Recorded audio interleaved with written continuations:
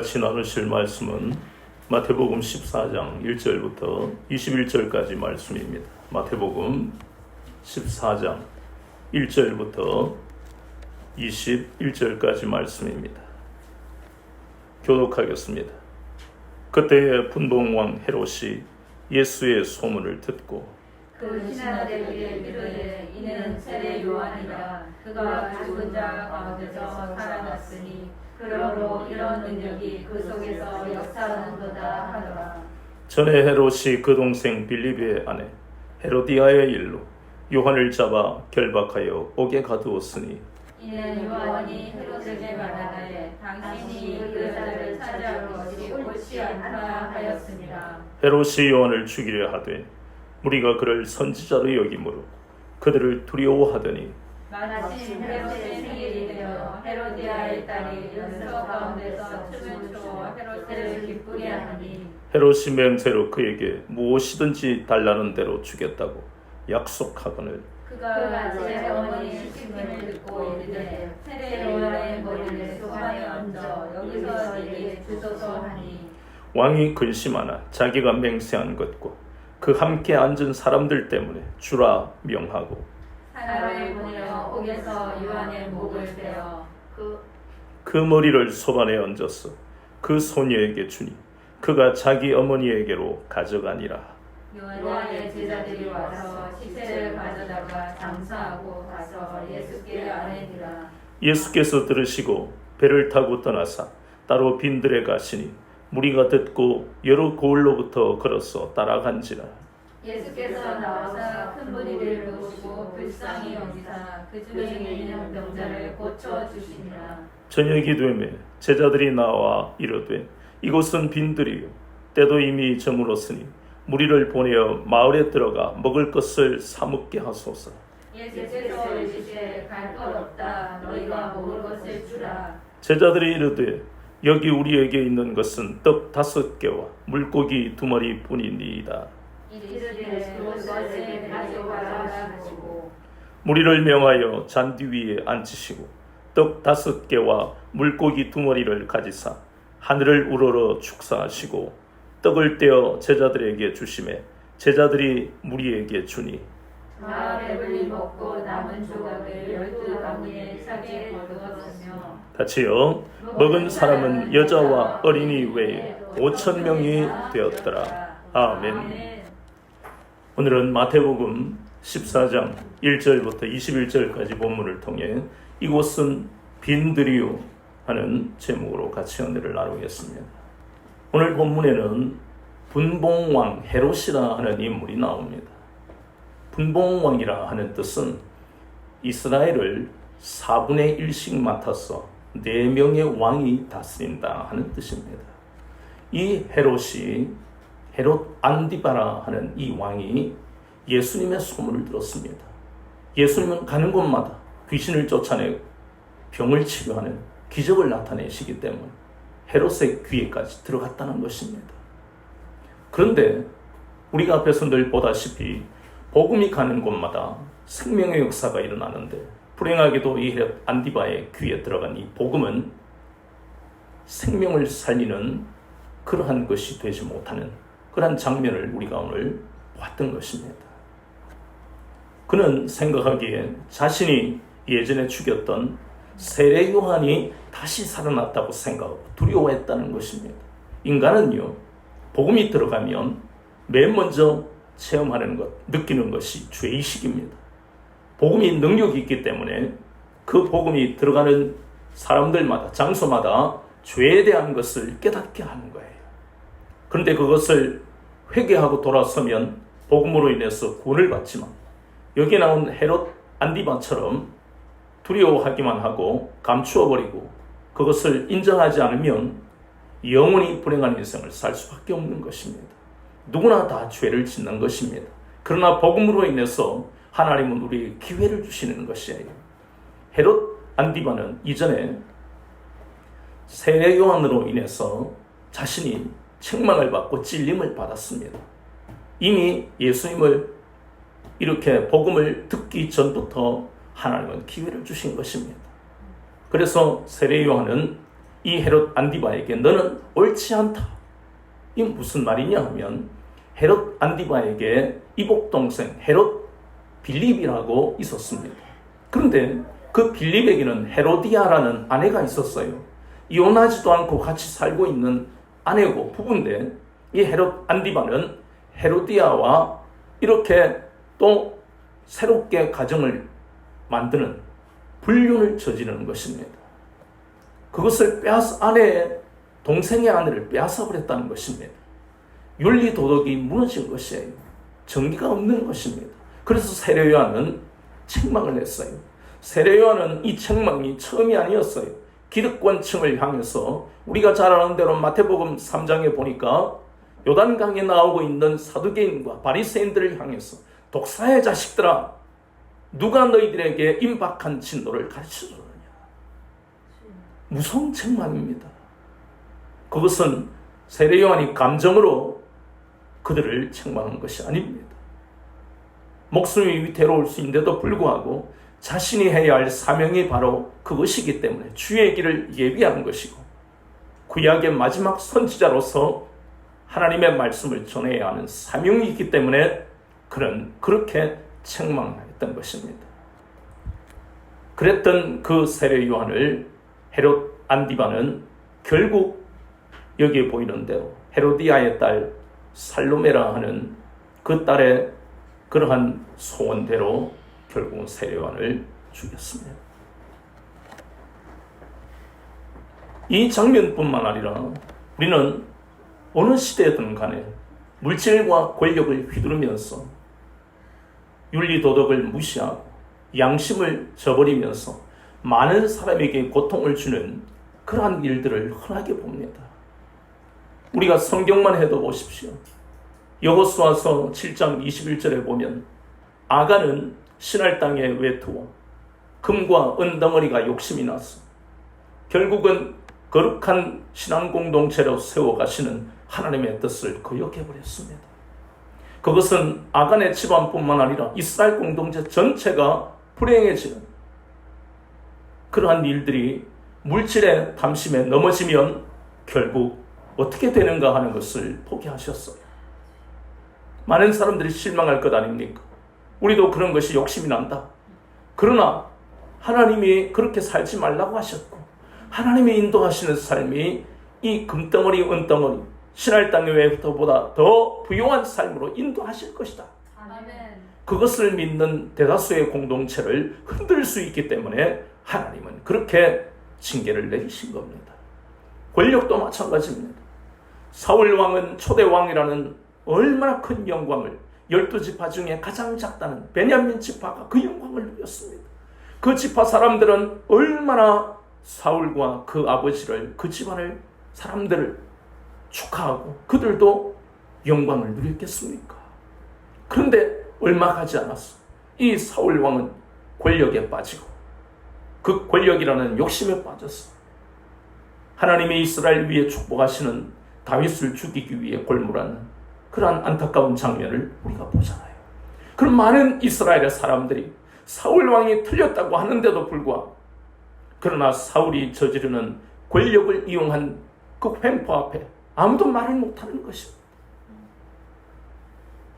여기 나오는 헤롯 안디바와 헤로디아가 불륜을 저지르고 음란한데도 불구하고 많은 사람들은 거기에 대항을 못합니다. 왜냐하면 어느 시대든 간에 칼과 창 앞에서 인간이 할 수 있는 방법은 아무것도 없습니다. 피 흘리는 것밖에는 방법이 없기 때문입니다. 그래서 바르게 사는 사람들은 고통을 당할 수밖에 없어요. 우리가 잘 아는 하박국서 1장에 봐도 하박국 선지자는 이스라엘 전체에 하나님의 공의가 실현되지 못하는 것을 보고 가슴 아파했습니다. 하나님, 이 땅의 강포로 인해서 많은 사람들이 공의를 실현하지 않고 있습니다. 그렇게 하나님 앞에 기도했던 하박국서 1장을 우리는 기억합니다. 그래서 이렇게 하나님 앞에 택함을 받은 이스라엘 사람들도 공의가 무너지고 신앙 공동체가 균열이 일어나는 것을 보고 가슴 아파하고 고통스러워하는 세상 사람은 말해 못하겠습니까? 세상 사람은 하나님이 없기 때문에 예수님을 믿지 않기 때문에 소망도 기쁨도 없는 것입니다. 본문에서는 이러한 상황과 이러한 마음을 뭐라고 말씀합니까? 빈들이다. 빈들에는 아무것도 없습니다. 신명기 8장 15절에서는 그 빈들의 의미를 구체적으로 말씀합니다. 불뱀과 전갈이 있고 물이 없는 간조한 땅이 빈들이다. 광야다. 우리 인생에서 만나는 이러한 헤롯 안디바와 헤로디아 같은 사람들이 얼마나 많습니까? 그래서 우리는 그것을 보면서 이 시대는, 그리고 내 마음은 빈들과 같다. 소망을 가질 수 없고 기쁨을 가질 수 없는 그러한 상태. 회사 다니는 사람은 열심히 일합니다. 성실하게 일합니다. 대부분이 그래요. 그런데 연말이 되어 승진의 그 명단을 보면 열심히 일하지도 않고 오직 아부나하고 라인만 잘 타는 그런 사람들이 다 승진을 해 있더란 말입니다. 그러니 그 마음이 어떻게 됩니까? 빈들이 되는 거예요. 텅 비어버린다는 것입니다. 사랑하는 배우자와 사랑하는 자녀가 일찍 세상을 떠날 때에 누가 그 마음을 위로할 수 있겠습니까? 텅 비어버린다 그러잖아요. 그것이 바로 빈들과 같은 현실이라는 것입니다. 요즘 코로나로 인해서 많은 사람이 고통을 겪지만 가장 피부가 와닿는 고통을 느끼는 사람들은 자영업자와 소상공인들일 겁니다. 그들은 코로나로 인해서 손님을 받지 못하고, 그리고 코로나가 조금 잠잠해졌을 때는 그들이 지금까지 빌린 그 대출 원금, 대출 이자 때문에 또 고통을 겪는 악순환을 겪고 있는 거예요. 그들의 마음이 빈들입니다. 성경에서 빈들도 열왕기상 17장에 보면 사르밧 과부가 나옵니다. 하나님 앞에 범죄했던 북이스라엘의 그런 범죄로 인해서 백성들 전체가 고통을 겪고 있습니다. 왕 한 사람이 하나님 앞에 바로 서지 못하니까 그 나라에 속한 모든 백성들이 고통을 겪고 불행한 삶을 사는 것입니다. 이 사르밧 과부는 그 북이스라엘 백성의 고통을 하나의 상징적인 사건으로 보이는 것입니다. 그가 한 것이 무엇입니까? 하나님 앞에 얼마나 간구했겠습니까? 그러나 이미 북이스라엘은 하나님께서 3년 반 동안 비가 끊어지는, 물이 없게 만드는 징계를 내리셨어요. 그러니 이 사르밧 과부의 힘으로는 이 현실을, 빈들과 같은 현실을 이길 힘이 그에게는 없었습니다. 그래서 엘리야를 만나기 전에 그는 통에 있는 밀가루, 병에 있는 그 기름으로 과자를, 떡을 해먹고 아들과 함께 죽으려고 작정하는 그때에 하나님은 엘리야를 보내셨습니다. 그때까지 그 사르밧 과부의 마음은 빈들이었습니다. 자신이 헤쳐나갈 수가 없는 상황이 우리 인생에는 한 번씩 이렇게 온다는 것입니다. 그 빈들은 물질로도, 권력으로도, 인간관계로도 아무리 내가 성실하게 산다 할지라도 그 빈들은 이길 수가 없습니다. 사도행전 27장에 보이는 그 유라굴로 광풍도 인간이 이길 수 없는 그러한 상황을 우리에게 깨닫게 하시면서 우리 삶의 주도권이 우리에게 있는 것이 아니라는 것을 알게 하시려고 유라굴로 광풍을 그들에게, 그리고 우리에게 보게 하시고 듣게 하시는 겁니다. 그러나 예수님을 만나면 본문에 보이는 이 베스다 광야의 큰 무리는 예수님을 만났습니다. 예수님을 만나면 빈들과 같은 인생을 살고 있다 할지라도 오병이어의 기적과 같은 생명의 역사로 인해서 우리의 삶이 달라진다는 것을 우리에게 오늘 말씀하고 있습니다. 아멘. 아까 우리가 보았던 사르밧 과부의 인생도 하나님의 사람 엘리야를 만나고 난 다음에 그의 인생이 달라져 버렸습니다. 출애굽기 16장에 신광야에 무슨 먹을 것이 있습니까? 그런데 하나님의 사람 모세를 통해서 하나님은 430년 동안 우상 숭배하고 불순종했던 그 출애굽한 이스라엘 백성들을 건져주셨습니다. 하늘에서 양식을 비같이 내리시는 놀라운 기적을 베풀어 주셨습니다. 그 출애굽기 16장 1절에서 4절까지의 말씀이 바로 오늘 보이는 본문의 오병이어의 기적과 똑같다는 것입니다. 얼마나 놀라운 일입니까? 예수님을 만나기만 하면 빈들과 같은 상황, 빈들과 같은 그러한 마음이라 할지라도 인생이 변화된다는 것입니다.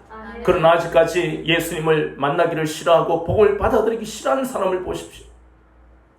승진이 계속한데도 그래 예수님이 나를 부르시는 거야 그렇게 생각하지 않고 투잡하고 스잡해서 이 환경을 이겨내야지.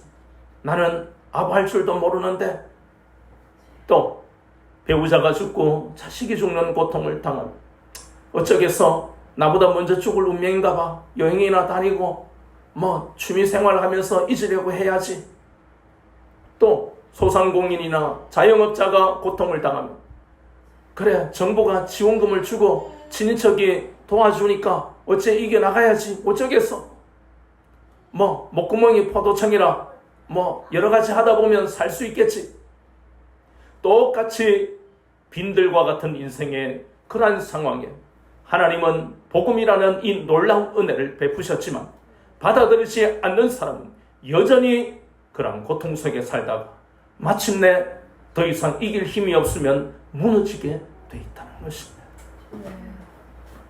그래서 끊임없이 예수님을 만난 사람들은 간증을 통해서 안타까운 마음, 네가 이길 수 없는 이 빈들 같은 상황에서 나도 그런 상황이었지만 내가 예수님을 만나서 구원받고 내 마음에 잃어버렸던 소망과 기쁨이 지금 있어. 그런 간증을 통해서도 하나님은 안타까운 마음, 이 21세기에도 여전히 베스다 광야와 같은 빈들을 방황하는 인생들에게 찾아오시는 것입니다. 헤롯 안디바와 헤로디아는 자신들의 권력과 그러한 자리에서 무엇이든 자기들 마음대로 해도 상관이 없다고 생각합니다. 그러나 그러한 불행한 인생이 있는가 하면 이유야 어떻든 간에 물론 베스다 광야에 나온 큰 무리는 이유가 있지요. 첫 번째는 우리가 잘 아는 대로 로마의 압제하에 오랫동안 고통을 겪으면서 우리가 바라는 메시아가 아닐까 하는 마음으로 나온 사람들도 있을 것이고, 또 어떤 사람들은 헤롯 안디바와 헤로디아 같은 이 나쁜 사람들, 불의를 저지른 사람들 때문에 그래서 분노해서 나오는 그런 사람들도 있을 것이고, 대표적인 열심당원 같은 사람들도 있잖아요.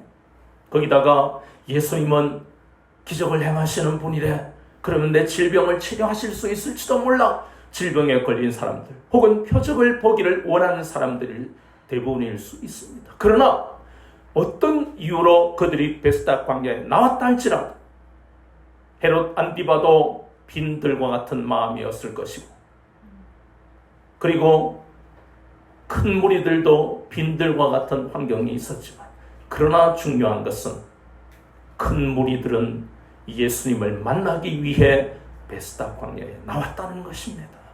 그래서 그들은 오병이어의 기적뿐만 아니라 질병이 치유되는 기적도 체험한 큰 은혜를 그들은 받았다는 것입니다.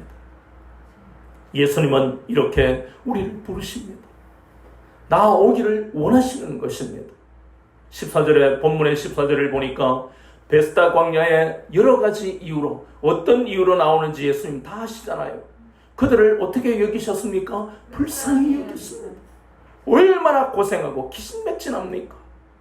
멀리 갈 것도 없습니다. 2000년 전까지 갈 것도 없고, 코로나로 인해서 고통받지 않는 사람이 어디 있습니까? 학생은 대면 수업을 할 수가 없고, 그리고 진학을 해야 하는 학생은 마음이 초조하고, 또 직장을 가지거나 사업을 하는 사람들은 코로나로 인해서 손해보는 것을 막을 수 있는 방법이요. 우리 모든 사람들이 코로나로 인해서 고통을 겪고 있잖아요. 코로나뿐만 아니라 태풍이 오는 데에 이 태풍으로 인해서 아직 오지 않았음에도 불구하고 그 결과 때문에 밤잠을 설치는 사람들이 대부분 아닙니까? 농촌에서 어촌에서 그런 일을 하지 않더라도 그 부모님들이 거기에 계시면 자녀들도 잠이 안 오는 거예요. 전화통만 붙들고 이리저리 통화하면서 위로받고, 그러나 그런다고 해서 우리에게 닥친 이 빈들과 같은 상황을 우리에게는 이길 힘이 없다는 것입니다.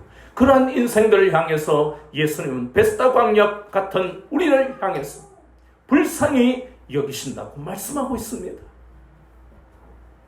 그래서 예수님은 예수님 앞에 나오는 병자들을, 육신의 병자들을 치료하셨습니다. 그리고 영적인 병자들, 그들이 어떤 사람들입니까? 신명기 7장 6절에 보니까 하나님이 택하신 선민들입니다.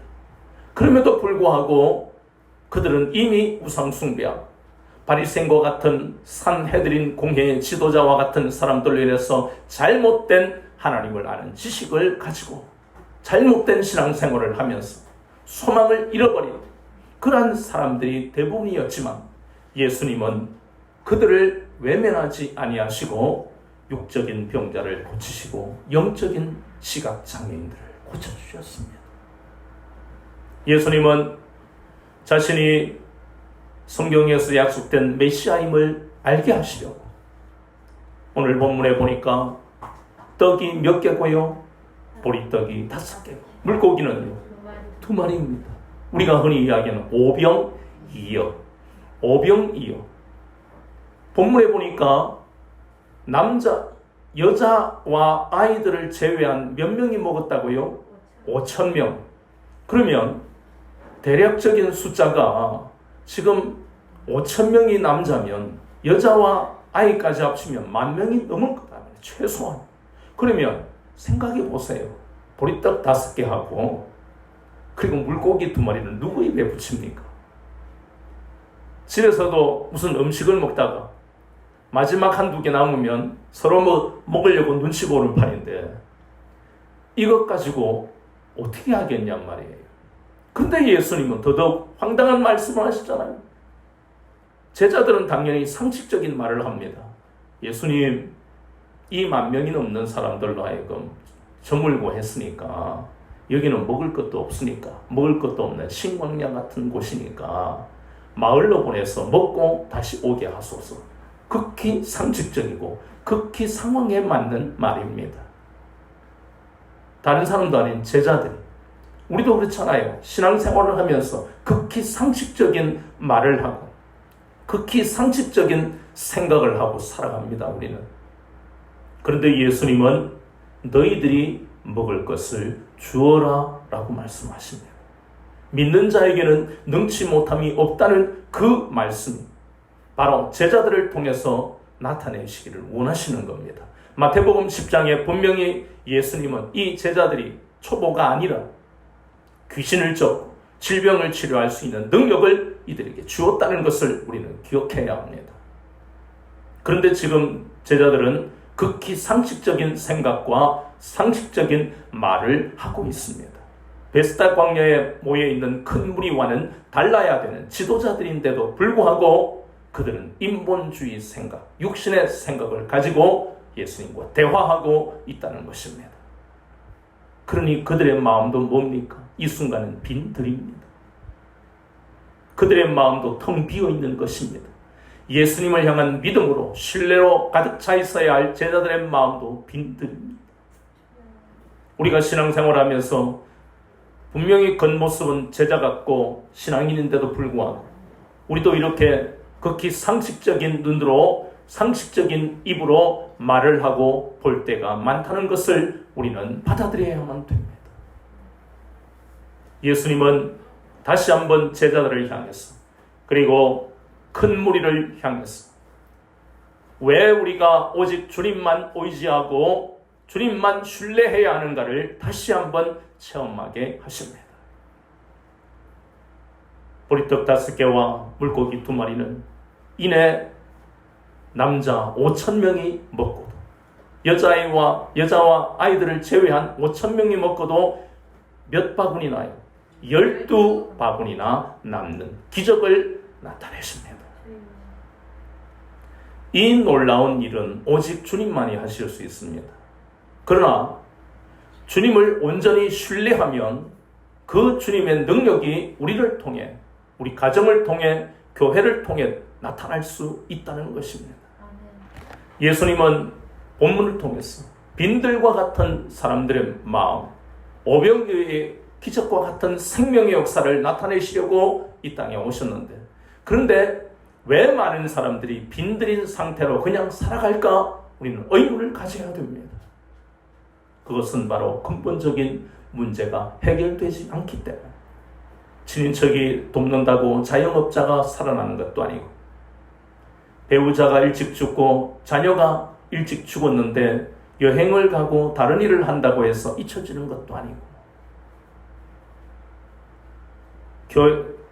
직장에서 승진이 되지 않아서 사업이나 해야 할까 고민하고 투잡이나 하는 것으로 근본 문제가 해결되지 않는 것은, 빈들과 같은 마음이 없어지지 않는 이유는 우리가 잘 알다시피 바로 하나님과의 관계가 해결되지 않기 때문입니다.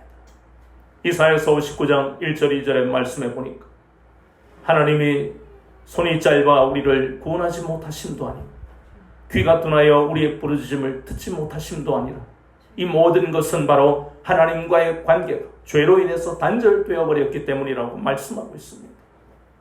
그래서 누구든지 빈들과 같은 이 상황이 되는 것은 바로 예수님이 우리를 부르시는 표시라는 것을 알아야 됩니다. 우리도 예수 그리스도 밖에 있을 때, 예수님이 없는 삶을 살 때 빈들과 같은 삶을 살았지 않습니까? 그것은 바로 하나님과의 관계가 단절되어 버렸기 때문에 오는 인생의 고통이고 인생의 불행이었다는 것입니다. 때때로 우리도 제자들처럼 먹을 것을 줄 수 없는 상식적인 생각과 그러한 말을 할 때가 있을 겁니다. 그럴 때마다 빈들과 같은 상황에서 예수님이 우리를 만나주셨던 그 놀라운 은혜를 잊어서는 안 됩니다. 내가 지금 극히 상식적인 또 빈들과 같은 상황으로 나를 몰아가고 있구나. 내가 한시도 말씀을 손에서 놓아서는 안 되겠다.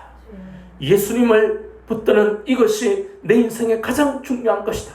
늘 이것을 돌아볼 수 있도록 우리가 빈들의 삶을 다시는 살지 않게 하시려고 예수님을 우리를 불러주신 거예요. 그것을 잊어서는 안 됩니다.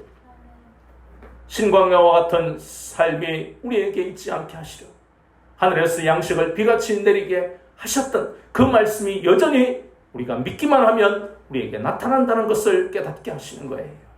요한복음 15장 7절에 너희가 내 안에 거하고 내 말이 너희 안에 거하면 무엇인지 원하는 대로 구하라. 그리하면 이루리라고 하셨어요. 가장 중요한 것은 우리의 힘으로 인생을 해결할 수 없다는 것을 날마다 되풀이하며 되새김하며 살아야 된다는 것입니다. 오직 예수님만을 의지하며 살아야 된다는 것이에요. 골로새서 1장 27절 말씀처럼 오직 예수 그리스도만이 우리 삶의 소망이 된다는 것을 잊어서는 안 된다는 것입니다.